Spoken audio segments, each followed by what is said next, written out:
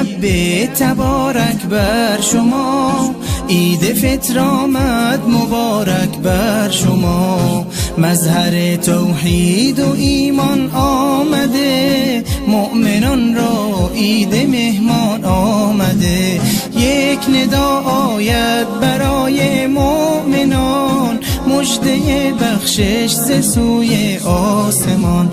روزداران آمده عید سعید، آن که باشد بر دل مؤمن نوید. روز ایثار است و روز تهنیت، روز تبریک است و روز تسلیت.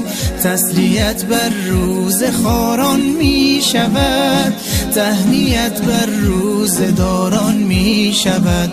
عید فطر آغاز فصل بندگیست، تا بشه فضل خدا بر زندگیست. ای که هستی طالب احسان رب، باز آ در وادی رضوان رب، باز آ در وادی رضوان رب. عید مبارک.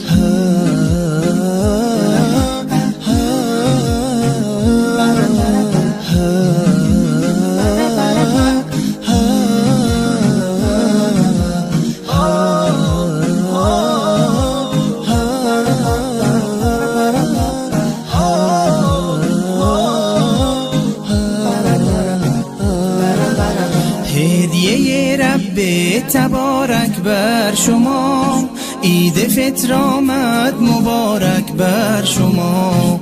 مظهر توحید و ایمان آمده، مؤمنان را عید مهمان آمده. یک ندا آید برای مؤمنان، مژده بخشش ز سوی آسمان.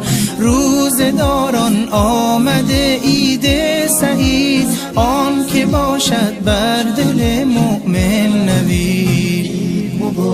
روز ایثار است و روز تهنیت، روز تبریک است و روز تسلیت. تسلیت بر روز خاران می شود، تهنیت بر روز داران می شود.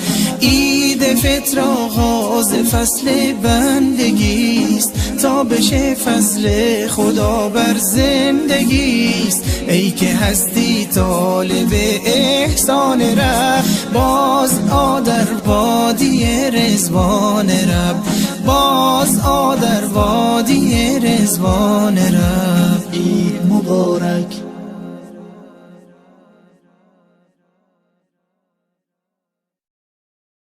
عید مبارک.